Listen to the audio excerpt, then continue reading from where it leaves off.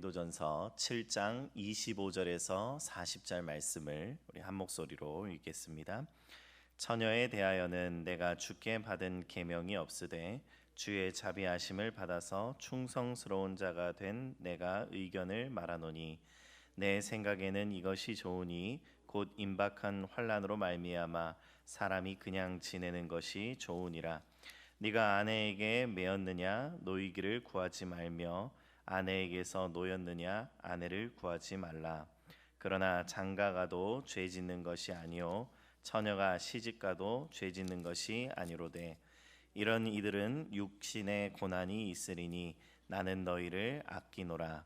형제들아 내가 이 말을 하노니 그 때가 단축하여진 고로 이후부터 안에 있는 자들은 없는 자 같이 하며 우는 자들은 울지 않는 자 같이 하며 기쁜 자들은 기쁘지 않은 자 같이 하며 매매하는 자들은 없는 자 같이 하며 세상 물건을 쓰는 자들은 다 쓰지 못하는 자 같이 하라. 이 세상의 외형은 지나감이니라.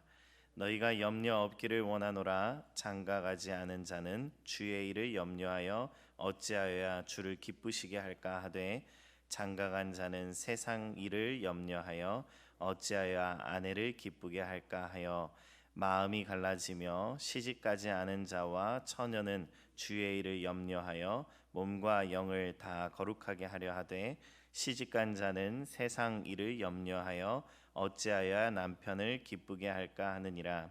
내가 이것을 말함은 너희의 유익을 위함이요 너희에게 올무를 놓으려 함이 아니니 오직 너희로 하여금 이치에 합당하게 하여 흐트러짐이 없이 주를 섬기게 하려 함이라. 그러므로 만일 누가 자기의 약혼녀에게 대한 행동이 합당하지 못한 줄로 생각할 때에 그 약혼녀의 혼기도 지나고 그같이 할 필요가 있거든 원하는 대로 하라. 그것은 죄 짓는 것이 아니니 그들로 결혼하게 하라. 그러나 그가 마음을 정하고 또 부득이한 일도 없고 자기 뜻대로 할 권리가 있어서 그 약혼녀를 그대로 두기로 하여도 잘하는 것이니라. 그러므로 결혼하는 자도 잘하거니와 결혼하지 아니하는 자는 더 잘하는 것이니라. 아내는 그 남편이 살아있는 동안에 매여 있다가 남편이 죽으면 자유로워지기 자기 뜻대로 시집갈 것이나 주 안에서만 할 것이니라. 그러나 내 뜻에는 그냥 지내는 것이 더욱 복이 있으리로다. 나도 또한 하나님의 영을 받은 줄로 생각하노라. 아멘. 여러분 고린도 교회의 성도들은 결혼에 대해서 많은 질문들을 가지고 있었습니다. 어제 읽은 말씀에 이어서 이 네 가지 추가적인 사례에 대해서 질문하고 또 그에 대해서 구체적으로 답을 하고 있는 것을 보게 됩니다. 예를 들면 결혼하지 않은 사람들은 앞으로 어떻게 해야 될까? 또 결혼을 했는데 그 매임을 풀어야 할지 말아야 할지 고민하는 사람들은 어떻게 하면 좋을까? 그리고 결혼을 하려고 하는 커플들은 어떻게 하면 좋을까? 그리고 마지막으로 홀로 된 과부가 재혼을 하는 것이 좋을까? 그렇지 않아도 될까? 이런 것들입니다. 26절 말씀에 보면 바울은 그냥 지내는 것이 좋으니라 이렇게 이야기합니다. 그냥 지내는 것이 더 좋겠다. 이 말씀만 떼어놓고 보면 마치 결혼 자체를 부정하는 것처럼 볼 수 있습니다. 그러나 바울의 의도는 그런 것이 아닙니다. 바울은 28절 말씀에 분명하게 이야기하고 오늘 본문 말씀에 계속 줄곧 하여 이야기하는 것이 있는데 장가가도 죄 짓는 것이 아니요 처녀가 시집가도 죄 짓는 것이 아니다. 결혼도 죄가 아니고 결혼하지 않는 것도 죄가 아니다. 이렇게 얘기합니다. 중요한 것은 결혼이라는 상태가 아니라는 것입니다. 중요한 것은 지금 본인이 처한 상황 속에서 어떻게 주님을 섬길까에 있다라고 강조하여 이야기하고 있습니다. 26절이 말하는 바와 같이 당시 교회는 박해와 환난을 앞두고 있었습니다. 그래서 바울은 그 현실을 고려하여서 혼자 있는 것이 오히려 사명에 집중하기에 유익할 수 있다라고 말합니다.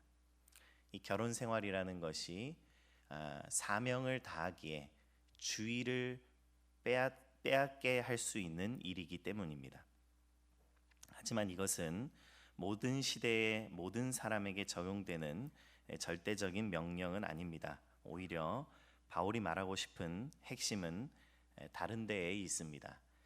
29절 중반부터 보면 이후부터 안에 있는 자들은 없는 자 같이 하며 우는 자들은 울지 않는 자 같이 하며 기쁜 자들은 기쁘지 않은 자 같이 하며 매매하는 자들은 없는 자 같이 하며 세상 물건을 쓰는 자들은 다 쓰지 못하는 자 같이 하라. 이 세상의 외형은 지나감이로라 라고 이야기합니다.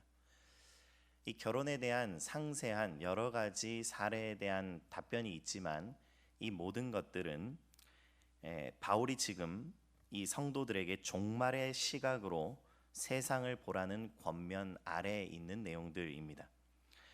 세상의 일을 절대화하지 말아야 한다라고 말합니다.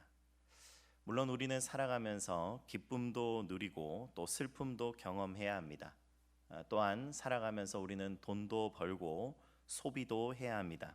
그러나 그것이 전부가 아니라는 사실을 반드시 기억하며 살아가야겠습니다. 우리가 슬픈 일을 만났습니다.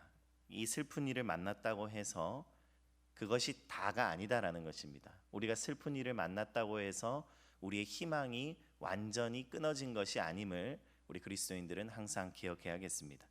역으로 우리가 기쁜 일을 얻었다고 해서 우리가 모든 것을 얻은 것도 아니라는 사실을 반드시 기억해야겠습니다. 사랑하는 성도 여러분, 우리가 붙들고 있는 이 돈도 또 우리가 쌓아놓은 이 성공도 우리가 자랑하고 있는 우리의 모든 소유도 언젠가는 다 지나가는 것임을 우리는 반드시 기억해야겠습니다. 그래서 바울은 31절 말씀에 이 세상의 외형은 지나감이로라 라고 말하고 있습니다.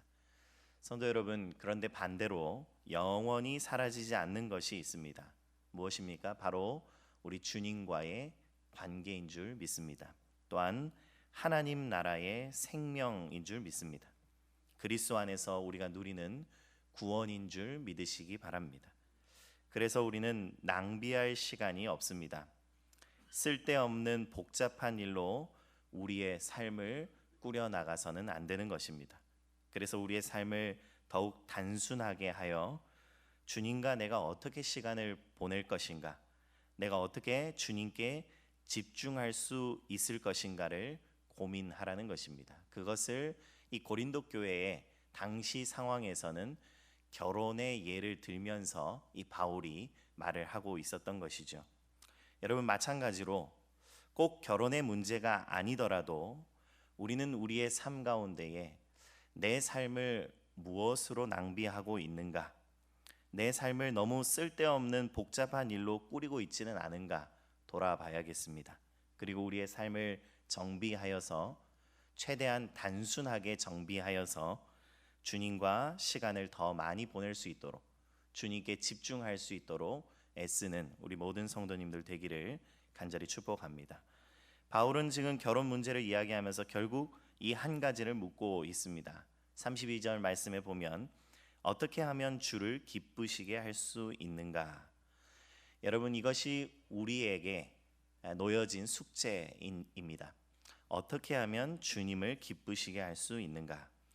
결혼한 사람은 배우자를 돌봐야 하고 결혼하지 않은 사람은 더 자유롭게 주님의 일을 생각할 수 있다라고 말하고 있습니다. 그러나 결혼한 사람은 결혼한 자리에서, 결혼하지 않은 사람은 결혼하지 않은 자리에서 하나님을 기쁘시게 하면 되는 것입니다. 결혼을 하느냐 하지 않느냐가 핵심이 아니라 하나님을 기쁘시게 하느냐 하나님을 기쁘시게 하지 못하느냐가 핵심 말씀입니다. 하나님은 모든 사람을 똑같은 길로 부르지 않으셨습니다. 어떤 사람은 가정을 통해서 하나님을 섬기게 하시고 또 어떤 사람은 독신의 자리에서 하나님을 섬기게 하십니다. 중요한 것은 이러한 상태가 아니라 일관된, 하나님을 향한 일관된 신뢰와 순종임을 우리는 꼭 기억해야겠습니다. 그래서 오늘 말씀을 보면 결혼이 목적이 아닙니다. 또 독신이 목적도 아닙니다. 오직 주님을 기쁘시게 하는 것이 목적임을 우리는 기억해야 합니다. 여러분, 말씀을 정리하면서 우리는 두 가지 기준을 가질 필요가 있겠습니다. 첫 번째로는 우리가 처한 삶의 상황이 무엇이든지 우리는 하나님을 제대로 섬길 수 있다라는 기대와 소망을 가지시기 바랍니다.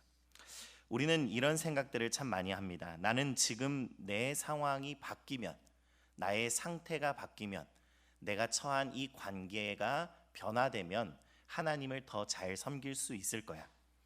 우리는 늘 내 상황을 바꾸는 데만 관심이 있다는 것입니다.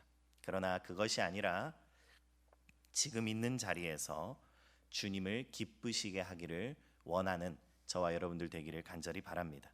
결혼한 사람은 결혼한 자리에서, 홀로 있는 사람은 홀로 있는 자리에서, 그리고 기쁨 가운데 있는 사람은 그 기쁨 가운데에서, 슬픔 가운데 있는 사람은 슬픔 가운데에서 주님을 기쁘시게 하는 삶을 살아보시는 저와 여러분들 되기를 간절히 축복합니다.